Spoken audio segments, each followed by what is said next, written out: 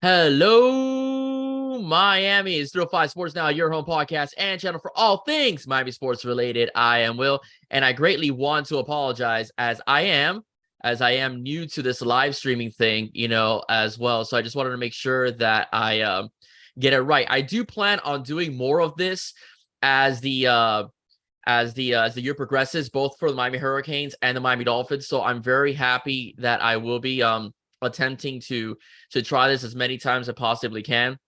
So I'm trying it with Zoom as of right now. I do plan on moving to StreamYard sometime soon because I believe it's much more broadcast friendly in terms of what I'm trying to do. So today's pretty much what I wanted to go over is the topic of David Stone and Saquan Patterson. Okay, both Saquan Patterson and David Stone, are two guys the Miami Hurricanes have greatly been coveting. All right, and it just so happens that this Saturday, both those individuals will be deciding what university they will be going to. Now, the Miami Hurricanes have had a bit of a difficulty, with recruits lately. Well, not really throughout the whole year. I mean, they're actually not doing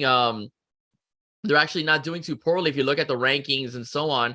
But there has been some misses this year. Whereas last year, it seemed like we were getting everybody. We had a bunch of 4 and 5 stars that were joining the team and joining the university, as well. So I just want to go over a little bit about David Stone. I've done stories on both those individuals, and I want to go over why I think David Stone is very important. Now, David Stone from IMG, the fear that people have, I don't think it's a Michigan State versus Oklahoma race. I do think it's Miami versus Oklahoma. I know he gave the Miami Hurricanes fans a thing on Twitter, but I can't read too much into it. I do agree with Alex Donald's assessment, in which he basically said that he's probably just throwing a bone to University of Miami fans.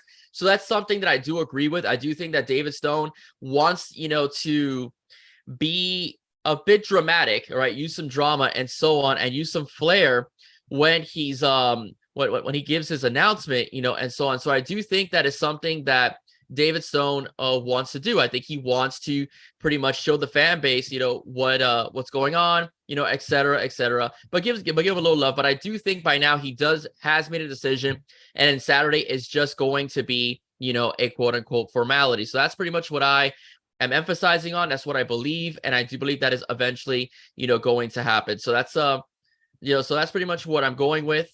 That's pretty much what I'm going to go with, in general. So I do think that about Stone. I do think that he will, again, go the format. Sorry, guys, I'm still playing with the with Zoom here as well, in terms of trying to, if you guys are chatting, trying to, because I really can't see right now in the position I'm in your chat. So if you're chatting, I'll be able to look at the comments later on, but I can't see them right now because I'm still on Zoom while streaming live, on YouTube. Okay. But again, David Stone was part of a very powerful IMG team. All right. That basically had a stranglehold, on its opponents. And I'm going to look very quickly at the statistics, as far from last year, as well. David Stone was part of a team that pretty much gave up only 3 points per game and had forced 30 turnovers as well, and had over only 2 yards rushing. Now, this is a kid that could be good at the run, and he's also very good, at pretty much stopping the pass. So Miami really needs a second tackle. Nothing against Darrell Russell, and of course you have Artavius Jones, but Miami could use another blue chipper to line himself, with Artavius Jones. The reason why I like Miami, in terms of why David Stone will be considering us, is because with Leonard Taylor III possibly going to the NFL after the season's over, and I do believe if he has a great season, he will be a high draft pick, first or second round, maybe, whatever he's gonna be. Depends on the year he has, of course, in Guidry's system. I do think that Stone and Jones can fit in perfectly together. So that's why I do think that getting a guy like David Stone will be very good for the Canes. They'll need that second blue chipper as well, and then he'll be part of a rotation. And it's also adding depth as well to the defensive line, because the interior tackle position at the defensive line is very important. So adding that being said, I do think it'll be good for Miami to get, just from a depth and rotational perspective. But it doesn't hurt that the number 2 defensive lineman in the country is interested in your school. Now, I do want to say this: 5 and 7. I know a lot of people are like, well, some schools. Listen, 5 and 7 is not good. All right, 5 and 7 was not good, and I do think that's one of the main reasons why a lot of Miami's recruits missed out, Miami has missed out on quite a few recruits because of that record. That record doesn't look well, doesn't look good, in particular. But I do think eventually, as the season rolls along, in general, I do think that eventually, Miami will get some flips out of this if they show that they're consistently good on both sides of the ball, both on offense and defense. So I'm very, very, very happy to see, the fact that we're still in the hunt for some of these top premier guys. We got them last year. We're still in the hunt for them this year. If we're successful with the recruiting that Miami does, and also with the NIL, Miami's NIL is still pretty healthy. Just other teams around the country have caught up to what the Canes are doing as well. So I do think that a guy like David Stone will be very good for this football team. Whatever he decides, okay? I don't get angry at kids or students for making decisions that benefit them, but I do not think it's Michigan State. I do think it's a Miami versus Oklahoma thing. And that's pretty much the talk in the conversation that's been going on. And I agree with it. I think David's very happy here, in South Florida, but home is home as well. And there's nothing like playing in front of your home crowd. So we'll see what happens as far as David Stone goes. But I do think Miami, needs to get one of these two, right? Needs to get one of these two. And I really like Saquan Patterson, who I'm talking about next. Zaquan is a beast at a Chaminade Madonna. There's been a lot of rumors and there's been a lot of traction that are favoring Florida State. Florida State has been doing very good this year on the recruiting trail. They have a top 5 recruiting class, and that stems from them having a pretty solid season, having a 10-win season, winning their bowl games. So that's put FSU in a good position to now be competing for top recruits.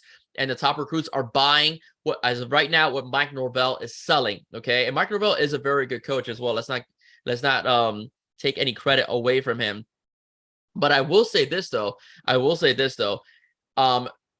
A lot of people, including myself, thought the Saquan was a Miami lean based upon, the fact that Miami's been recruiting him hard. And that is very, very important. The Miami Hurricanes have been on Saquan Patterson since the very beginning. And he's even been very vocal about how they've made him feel wanted and loved, in terms of what the program has wanted him to do. And I do think that he is, it's a 50-50 shot between us and possibly Florida State, even though there's a lot of other schools that are involved in that picture, that are competing for services, and very good schools. Auburn, as well as one of the teams, aside from Florida State, Michigan, Ohio State as well. But I do think that the fact that possibly James Williams and Cam Kitchens go into the NFL, the possibility of landing Saquan Patterson helps Miami land him, because he has an opportunity to compete, for a starting spot after the season's over. Because the fact that Miami's All-American, if he has another good season, which I think he will, because he's going to be, he's just gotten better as every single year. And if James Williams could play to his potential, both those guys will be going to the NFL, and that will leave room for guys like Zaquan. And then, of course, obviously Robert Stafford, Markeith Williams, as well, to come in. I also think it leaves room for a guy like Xavier Mincy, to give Miami a bit of a look too. But Saquan is just an absolute beast, okay? Saquan is a guy, that I really want. He is a great tackler, great instinctive on the football field as well, great footwork, great hip movement as well in terms of moving laterally. He is, when he hones in on the football, he hones in on the football, as well. He had 69 total tackles last year with 2 picks in 11 games. He blocked about 4 punts, which makes him a phenomenal athlete. You can use him on special teams as well. So I do think that really does help Miami's chances. And it makes him a multifaceted player, which is what Miami likes. Miami likes guys that are multidimensional, that aren't married, to just playing one position. But if you need them to play, more in the box, they can. If you need them to play a little bit of cover corner or nickel, you could do that, with your defensive backs. And Zaquan fits that profile, man. Saquan Patterson could, drop and make a tackle against a running back.